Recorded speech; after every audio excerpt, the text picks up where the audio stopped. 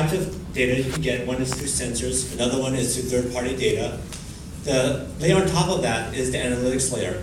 Because this raw data by itself is very, very hard for people to use, especially for retailers who may not have really large data analytics teams. And the layer on top of the analytics layer is the action layer. Because all this information is not any use unless you actually take action on it. So basically, we provide all three layers and then provide meaningful insights and action that retailers can use to optimize their business.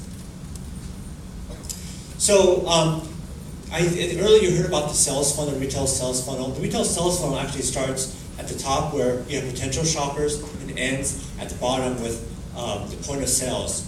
Now the main issue is that if you look at the online world versus the offline world, kind of as you heard earlier, in the online world you have a lot of information, but in the offline world you have very little information. A lot of it is driven just purely on a point of sales.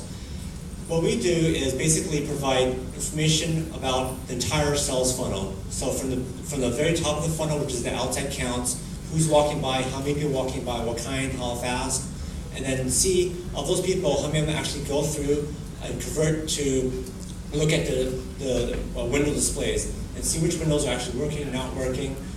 Then going into, well, how many of those people actually go inside of the door, what kind of people go inside the door, and then what zones or what parts of the store they actually go to, and finally to the point of sales.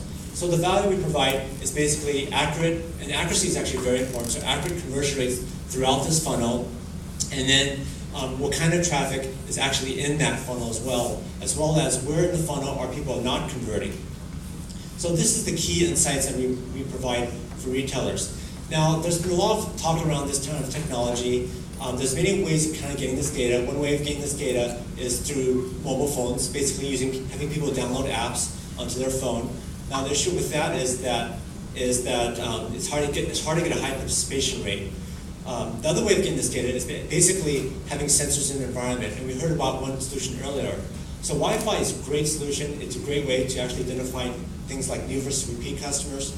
But if you actually want to track, let's say, conversion rate, it's actually a very, very hard thing to do. But on the other side, just using things, let's say, for instance, like cameras, you get really great conversion rates, but it's actually really hard to understand what is actually, who's actually coming to your store, or doing like online to offline connections. So I'll be here afterwards to, if you want to learn more, looking for retailers who are interested in learning more about their retail sales funnel. Thank you. My name is Greg Tanaka.